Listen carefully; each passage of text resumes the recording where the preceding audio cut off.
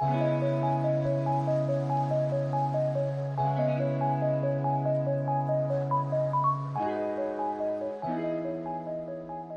merupakan SARS-CoV-2 yang merupakan keluarga dari coronavirus yang memiliki mahkota seperti paku.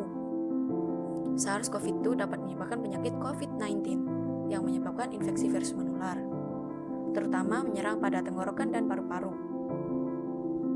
Virus corona harus menginfeksi pada sel hidup untuk melakukan reproduksinya. Materi genetik berisi mengenai informasi untuk membuat lebih banyak salinan dari DNA virus tersebut. Cangkang protein melindungi DNA dari virus tersebut. Ampal bagian luar memungkinkan virus untuk menginfeksi sel dengan bergabung dengan membran luar sel inang. Baik pada virus influenza biasa dan virus corona menggunakan paku mereka yang seperti kunci untuk masuk ke dalam sel tubuh inang, di mana akan mengambil alih mesin internalnya dan menggunakan kembali untuk membangun komponen dari virus baru. Saat orang yang terinfeksi berbicara, tetesan yang membawa virus dapat mendarat di bagian mulut atau hidung kita. Virus akan bersentuhan dengan sel-sel tenggorokan, hidung, dan paru-paru kita. Satu lonjakan dari virus akan menyisipkan ke dalam molekul reseptor. Seperti kunci di dalam kunci, tindakan ini memungkinkan virus untuk masuk ke dalam sel kita. Virus flu biasa akan menyebar di dalam kantung, ke dalam inti sel kita. Coronavirus di sisi lain tidak perlu memasuki inti dari sel inang, karena dapat langsung mengakses bagian dari sel inang yang disebut dengan ribosom. Ribosom menggunakan informasi genetik dari virus untuk membuat protein virus, seperti paku di permukaan virus. Struktur pengemasan di dalam sel kita yang akan kemudian membawa paku ke dalam vesikel, lapisan luar, dan membran sel.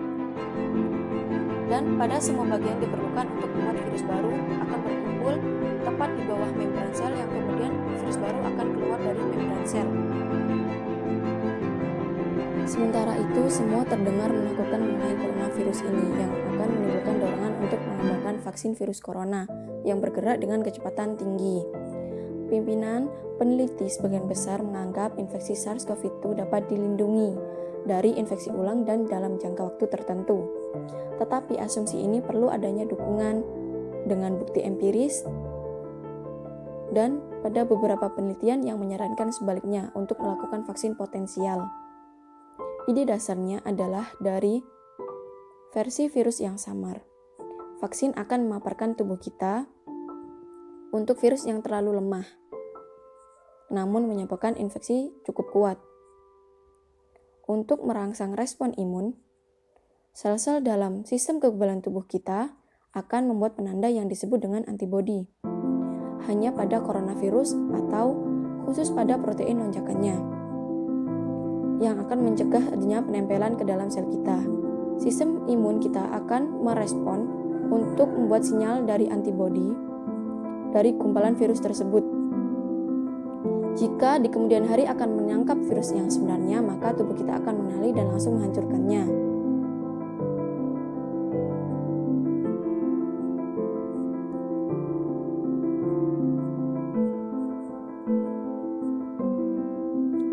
Ini merupakan perlombaan melawan waktu, di mana untuk mengembangkan virus ini, setiap langkahnya memakan waktu berbulan-bulan bahkan bertahun-tahun.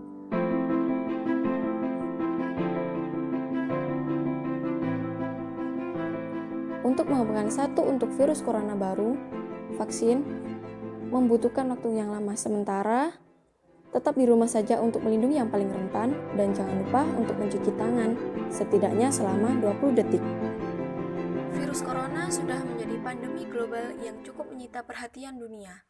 Dalam sebuah hadis yang diriwayatkan oleh Bukhari dan Muslim yang berbunyi, A'udzu billahi minasyaitonir rajim. Bismillahirrahmanirrahim. Qala Rasulullah sallallahu alaihi wasallam, At-ta'unu ayatur rijzi ibtalallahu azza wa jalla bihi nasam min ibadi fa idza sami'tum bihi fala tadkhulu alaihi wa idza waqa'a bi ardi wa antum biha fala tafirru min, yang artinya Rasulullah Shallallahu Alaihi Wasallam bersabda, ta'un atau wabah penyakit menular adalah suatu peringatan dari Allah Subhanahu Wa Taala untuk menguji hamba-hambanya dari kalangan manusia. Maka apabila kamu mendengar penyakit itu berjangkit di suatu negeri, janganlah kamu masuk ke negeri itu. Dan apabila wabah itu berjangkit di negeri tempat kamu berada, jangan pula kamu lari daripadanya. Hadis riwayat Bukhari dan Muslim dari Usamah bin Zaid. Dari apa yang telah disebutkan di dalam hadis tersebut mengenai suatu wabah, seperti contohnya adalah virus corona yang sedang kita hadapi sekarang ini, kita diharuskan untuk menghindari virus tersebut dan mengikuti kebijakan-kebijakan pemerintah yang telah ditetapkan.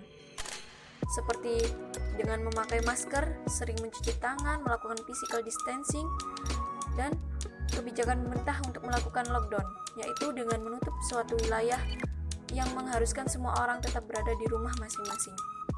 Dengan adanya kebijakan tersebut, beberapa aktivitas warga terhenti, di mana biasanya terdapat banyak kendaraan bermotor yang memenuhi jalanan sekarang terlihat sepi. Namun di balik semua dampak negatif yang disebabkan oleh virus ini mengandung juga dampak positif bagi lingkungan, yang mana dengan kebijakan pemerintah melakukan lockdown di suatu wilayah, kendaraan yang beroperasi menjadi menurun, sehingga akan menurunkan jumlah polusi udara yang dihasilkan dari kendaraan bermotor biasanya. Penurunan tajam dari polusi udara dan emisi karbon ini merupakan pengembangan positif dari virus corona yang ada di bumi. Lingkungan bersih Tiongkok dan Italia saat lockdown. Italia memberlakukan lockdown dan menghentikan semua aktivitas warganya, termasuk di Venesia demi mencegah penyebaran virus. Tidak ada aktivitas di kanal-kanal membuat airnya menjadi sangat jernih. Venesia menemukan kembali kemurnian kanalnya hingga memperlihatkan banyak ikan. Tidak adanya vaporeta atau pas air, kapal pesiar, feri, dan lainnya. Mengurangi pembuangan polusi dari mesin ke perairan Venesia. Karantina wilayah memberikan waktu bagi alam untuk melakukan pemulihan diri. Menurut Badan Antariksa Eropa, penerapan lockdown telah mengurangi emisi karbon dioksida. Di Italia tercatat nitrogen dioksida berkurang signifikan sejak awal Januari 2020. Tidak hanya Italia, Tiongkok juga merasakan keajaiban yang sama. Berdasarkan citra satelit NASA, jumlah polusi udara di langit Tiongkok berkurang drastis. Satelit Sentinel-5 ESA menunjukkan penurunan nitrogen dioksida yang signifikan. Padahal pada periode 1-20 Januari 2020, citra satelit menangkap kadar polusi udara cukup tinggi. Gambar menunjukkan perbandingan polutan di kota Wuhan, Tiongkok masa pandemi virus corona. Menurut Pusat Penelitian Energi dan Udara Bersih atau CREA, sejak 3 Februari sampai 1 Maret 2020, emisi karbon dioksida di Tiongkok turun 25%. Keputusan lockdown akibat corona yang diambil kedua negara tersebut berdampak positif, sehingga kualitas udara di negara Italia dan Tiongkok kembali membaik.